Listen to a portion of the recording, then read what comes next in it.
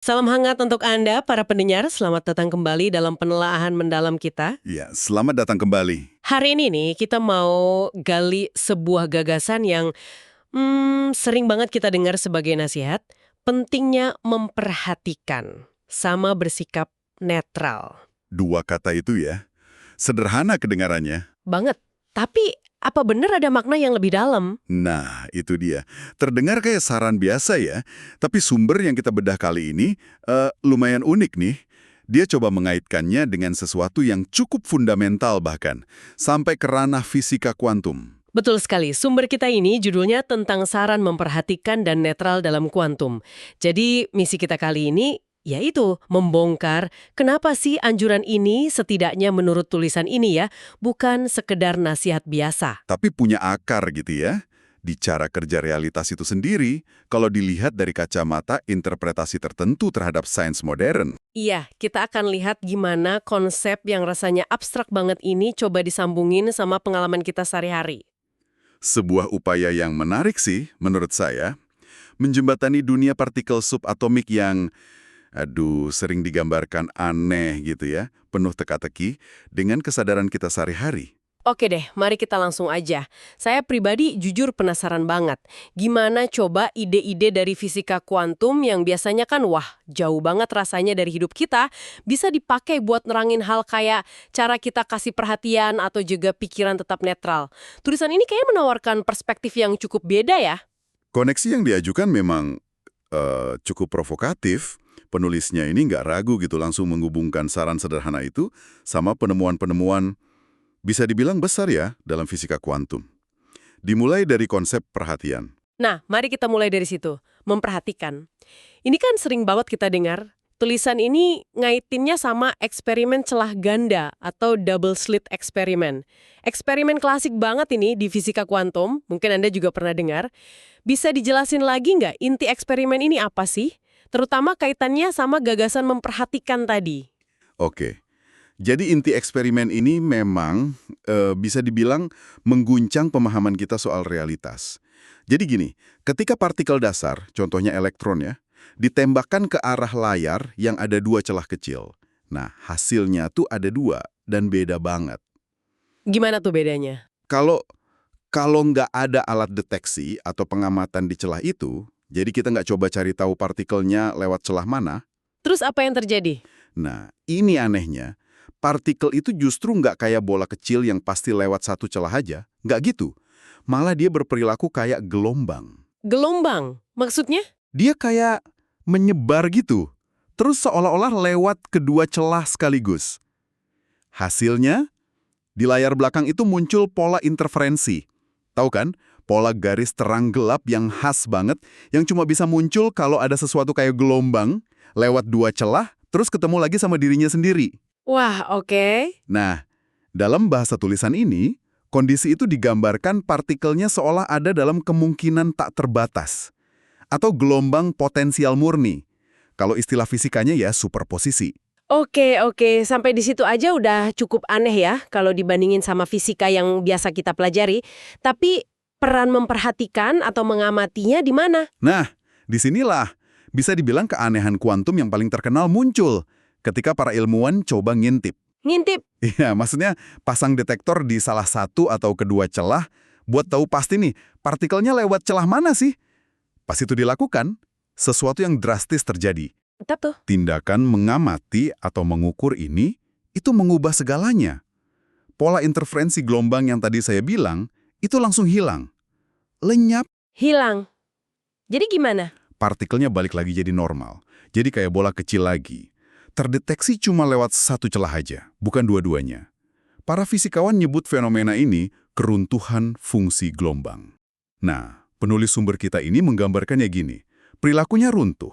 Jadi satu partikel tunggal, satu realitas spesifik. Nah, disinilah interpretasi dalam tulisan ini jadi wah sangat menarik menurut saya. Jadi tindakan mengamati itu sendiri mengubah hasil eksperimen secara fundamental. Terus penulisnya ini ngambil langkah interpretatif yang cukup berani ya. Dia menyarankan kalau setiap kali kita memperhatikan sesuatu dalam hidup apa aja, pemandangan, suara, rasa di badan, atau bahkan pikiran kita sendiri, Ya, tindakan perhatian kita itu fungsinya kayak detektor di celah ganda tadi. Seolah-olah perhatian kita jadi pintu yang milih atau meruntuhkan satu kemungkinan dari banyak potensi, jadi realitas yang kita alami berikutnya. Gimana pandangan ini ngejelasin kekuatan perhatian itu? Nah, yang menarik di sini adalah implikasi yang coba ditarik sama penulisnya. Jadi, berdasarkan interpretasi ini ya, memperhatikan itu bukan tindakan pasif, bukan cuma nerima informasi yang udah ada gitu aja. Terus? Malah, dilihat sebagai tindakan yang secara aktif ikut mengarahkan kemana arus pengalaman kita ini bergerak. Fokus kita, ya tindakan memperhatikan itu sendiri, dianggap sebagai mekanisme yang milih satu kemungkinan spesifik dari lautan potensi yang katanya ada di sekitar kita tiap saat. Terus membuatnya mengeras jadi kenyataan yang kita sadari. Jadi, dalam kerangka berpikir ini nih, perhatian itu semacam katalisator gitulah, yang mengubah kemungkinan jadi aktualitas dalam pengalaman sadar kita. Wah, ini benar-benar ngubah cara pandang sih. Biasanya kan kita mikir, ya kalau saya fokus dengerin burung berkicau, terus nggak denger mobil lewat, saya cuma nyaring input aja. Tapi menurut interpretasi ini, saya nggak cuma nyaring, tapi seolah ikut milih gitu ya. Milih aspek mana dari medan kemungkinan suara di sekitar saya yang jadi nyata dalam momen kesadaran saya. Tepat. Perhatian Anda dalam pandangan ini ya, bukan cuma filter pasif, tapi filter aktif yang ikut ngebentuk apa yang muncul di kanvas kesadaran Anda. Dari berbagai potensi yang katanya selalu ada di latar belakang. Penulisnya bahkan tegas bilang, perhatian benar-benar mengarahkan jalan kenyataan kita. Tentu ya, ini sebuah interpretasi yang memperluas konsep fisika ke ranah kesadaran. Sesuatu yang ya masih jadi perdebatan luas lah. Pilih realitas menurut perspektif tulisan ini. Sekarang kita pindah yuk ke konsep kuantum kedua yang diangkat. Keterikatan kuantum atau quantum entanglement. Ah, iya. Entanglement. Penjelasannya di tulisan ini tuh bahwa semua partikel penyusun realitas itu pada dasarnya saling nyambung dalam medan kuantum. Bahkan partikel yang udah kepisah jauh banget pun bisa saling mempengaruhi seketika. Ini juga konsep yang terkenal, membingungkan ya, dan sering salah diartiin juga. Nah, gimana penulis mencoba menghubungkannya dengan perhatian tadi, dan terutama dengan saran kedua, bersikap netral. Penulisnya pakai analogi lagi nih buat nyambunginnya. Jadi kalau tindakan memperhatikan tadi diibaratkan celah pengamatan yang meruntuhkan kemungkinan jadi satu kenyataan, kayak di celah ganda ya, Iya. maka kondisi mental kita pas lagi memperhatikan itu, nah itu diibaratkan bahwa pengaruh kayak keterikatan kuantum. Jadi dalam analogi ini, kondisi mental kita, misalnya kita ngamatinya tenang, atau penuh emosi, penuh prasangka, keinginan kuat, itu seolah bawa informasi atau muatan. Muatan. Ya, muatan yang bakal mewarnai atau mengarahkan bagaimana realitas itu terbentuk setelah runtuh dari lautan kemungkinan tadi. Oke, coba saya cerna dulu. Jadi kalau perhatian nentuin apa yang muncul dari kemungkinan, kondisi mental kita pas memperhatikan itu nentuin kualitas atau coraknya gitu ya, dari realitas yang muncul itu. Kurang lebih begitu analoginya. Nah, penulisnya kan secara spesifik bedain tuh antara pengamatan yang ada muatan egonya sama pengamatan yang netral. Bisa dijelasin bedanya apa dalam kerangka analogi ini? Tentu. Gini penjelasannya di tulisan itu. Pas kita memperhatikan sesuatu, misalnya situasi sulit, omongan orang, atau pikiran kita sendiri, tapi kita bawanya muatan ego yang kental. Contohnya gimana tuh muatan ego? Ya, kayak keinginan kuat banget hasilnya harus begini atau begitu. Atau ketakutan yang besar sama kemungkinan buruk. Penilaian hitam putih yang kaku banget. Atau prasangka yang udah nempel. Nah, kalau kita ngamatinya dengan bawaan kayak gitu, Terus? realitas yang terbentuk atau yang kita alami cenderung akan bergema atau nyerminin balik muatan ego itu. Seolah-olah realitas yang muncul jadi konfirmasi buat bias atau ketakutan kita sendiri. Oh, jadi kayak self-fulfilling prophecy gitu? Mirip, tapi ini lebih ke pengalaman subjektifnya ya. Contohnya nih, kalau Anda mau ada percakapan penting, tapi dari awal udah takut banget ditolak.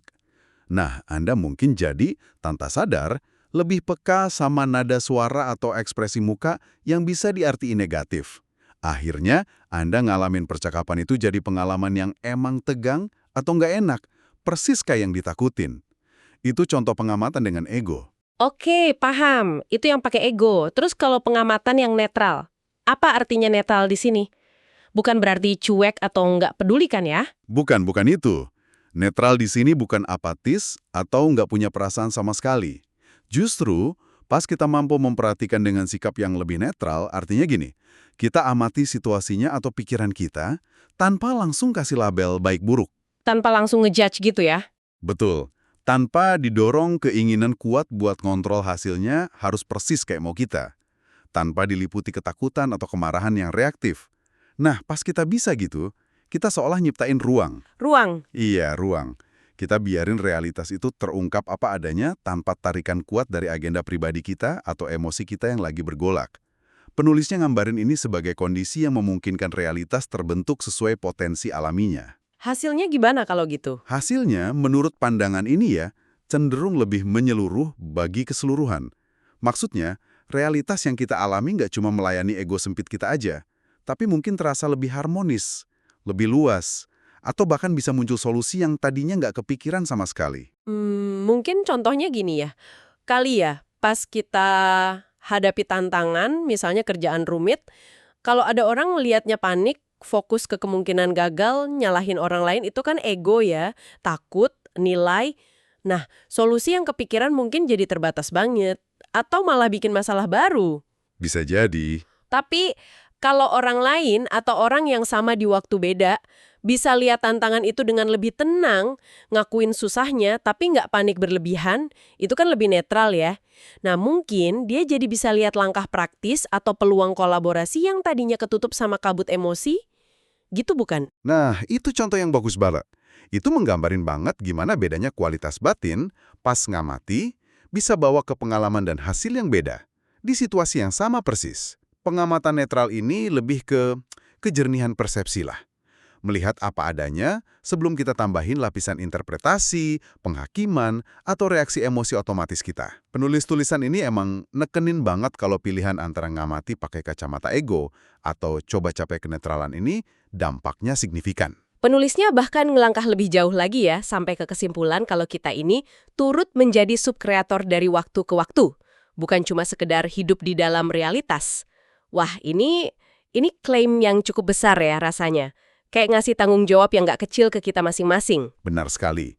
Pandangan yang disajikan dalam tulisan ini memang, ya, nempatin kita bukan sebagai penonton pasif aja, yang cuma nerima apa yang terjadi di layar kehidupan. Tapi, Sebaliknya, kita dilihat sebagai partisipan aktif. Setiap momen kita arahin perhatian, dan kualitas dari perhatian itu, apakah condong ke ego atau netralitas, itu dianggap kontribusi kita pada gimana adegan selanjutnya bakal terungkap dalam pengalaman kita.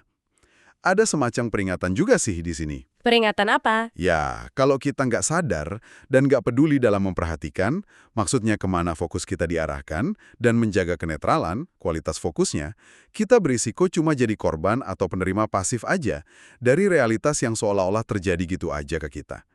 Alih-alih merasa ikut serta ngebentuknya secara sadar. Ini jadi ngingetin saya sama analogi perahu di sungai deh. Kita mungkin nggak bisa ngontrol arusnya ya, situasi eksternal kan. Tapi kita bisa milih gimana pegang kendali dayung sama kemudinya. Itu perhatian dan kondisi batin kita buat navigasi arus itu. Apa kita mau ke ombang-ambing panik atau kita coba arahin perahu dengan sadar? Analogi yang pas banget itu. Kita mungkin nggak ngontrol medan kemungkinan yang luas banget di luar sana. Tapi menurut perspektif ini ya, kita punya pengaruh yang cukup berarti pada titik mana kemungkinan itu runtuh jadi pengalaman nyata kita, dan gimana corak atau rasanya pengalaman itu, lewat cara kita pakai perhatian dan jaga kondisi batin kita. Jadi apa artinya semua ini buat Anda pendengar kami dalam praktek sehari-hari? Gimana nih kita bisa coba menerapkan pemahaman dari tulisan ini? Terlepas dari kita terima sepenuhnya analogi kuantumnya atau enggak ya? Intinya sih, dan ini mungkin pelajaran praktis yang bisa diambil ya, adalah numbuhin kesadaran akan dua hal. Apa aja tuh? Pertama, kesadaran akan kemana perhatian Anda paling sering nyangkut sepanjang hari. Lebih banyak ke hal yang bikin semangat atau yang nguras energi. Ke keluhan atau ke solusi. Ke masa lalu yang disesali, masa depan yang dicemaskan, atau ke momen sekarang. Oke, kesadaran arah perhatian. Terus yang kedua? Kedua, kesadaran akan bagaimana kualitas batin Anda pas lagi memperhatikan itu. Apakah Anda sering kejebak reaksi otomatis yang didorong ego, keinginan, ketakutan, penilaian? Atau Anda bisa sesekali gitu nyiptain jeda, semacam ruang buat sekedar mengamati apa yang terjadi di dalam dan di luar diri dengan lebih tenang, lebih terbuka, lebih netral. Jeda ya? Ya, tulisan ini berargumen kalau pilihan-pilihan kecil dalam mengelola perhatian dan kualitas kesadaran ini, kalau dilakuin konsisten, bisa bawa perbedaan besar buat kualitas pengalaman hidup kita. Ini bukan tentang nyoba manifestasi mobil mewah dengan mikirin terus gitu kan ya? Kayaknya bukan itu deh intinya. Bukan itu. Lebih ke nyadari gimana fokus dan keadaan pikiran kita itu mewarnai cara kita ngalamin apapun yang lagi terjadi. Tepat sekali. Fokusnya lebih ke tanggung jawab kita atas kualitas kesadaran kita sendiri, momen demi momen. Dan ini munculin pertanyaan penting buat refleksi kita masing-masing nih. Apa tuh? Seberapa sering sih kita benar-benar sadar sama apa yang lagi kita perhatiin, dan gimana cara kita memperhatikannya? Atau kita lebih sering jalan pakai autopilot aja, pikiran kemana-mana, reaksi otomatis sama pemicu di sekitar kita. Melatih kemampuan buat ngarahin perhatian secara sadar, dan ngamati lebih netral ini ya kayak ngelatih otot sih, butuh latihan. Iya juga ya. Melatih kenetralan itu kedengerannya menantang sih. Apalagi pas emosi lagi bergejolak gitu. Gimana coba? Kita bisa netral pas lagi marah banget atau sedih banget. Nah, ini poin penting. Netralitas dalam konteks ini tuh bukan berarti neken atau nyangkal emosi, justru kebalikannya. Oh iya, gimana tuh? Ini lebih tentang kemampuan buat menyadari emosi itu ada, oh saya lagi ngerasa marah nih sekarang, tanpa langsung hanyut atau dikendaliin sepenuhnya sama emosi itu. Menciptakan sedikit jarak pandang lah, antara diri kita yang mengamati sama emosi yang lagi dirasain. Jadi ada jarak ya? Iya. Dengan adanya jarak ini, kita jadi punya pilihan lebih besar buat merespon situasi dengan lebih bijak. Bukan sekedar reaksi membabi buta ngikutin dorongan emosi sesaat. Ini inti dari banyak praktik mindfulness atau kesadaran kan sebenarnya. Oke. Jadi kalau kita rangkum nih pembahasan kita dari tulisan tentang saran memperhatikan dan netral dalam kuantum ini, kita diajak ngelihat perhatian kita itu kayak pemilih realitas dari lautan kemungkinan ya kan? Yang terinspirasi efek pengamat di celah ganda. Betul. Yang terinspirasi dari keterikatan kuantum. Sip. Pesan utamanya, kita bukan cuma penonton dalam hidup kita, tapi partisipan aktif yang ikut ngebentuk pengalaman kita lewat kualitas kesadaran kita. Gitu ya? Sebuah perspektif yang nempatin kekuatan dan tanggung jawab kembali ke dalam diri kita sendiri. Nah, sebagai penutup nih, mari kita bawa pemikiran ini selangkah lebih jauh. Mungkin sebagai bahan perenungan buat Anda di rumah. Gimana tuh? Gini, kalau benar, seperti yang disarankan gagasan ini ya, bahwa perhatian yang fokus tapi jernih dan netral itu memungkinkan realitas terwujud secara lebih utuh, lebih harmonis, atau lebih baik bagi keseluruhan, coba bayangin sejenak deh. Implikasinya kalau ini diterapin secara lebih luas. Maksudnya dalam skala kolektif gitu, masyarakat. Tepat. Coba bayangkan, pergeseran subtil apa ya yang mungkin terjadi dalam cara kita interaksi sebagai masyarakat. Dalam dialog kita yang seringkali ya ampun, penuh prasangka atau emosi, dalam cara kita nyikapi beda pendapat atau konflik.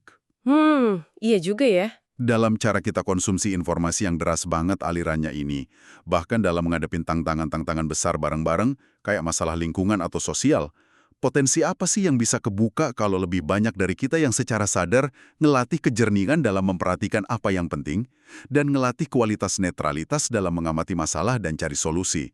Mengurangi sedikit demi sedikit distorsi dari ego kolektif kita mungkin ya.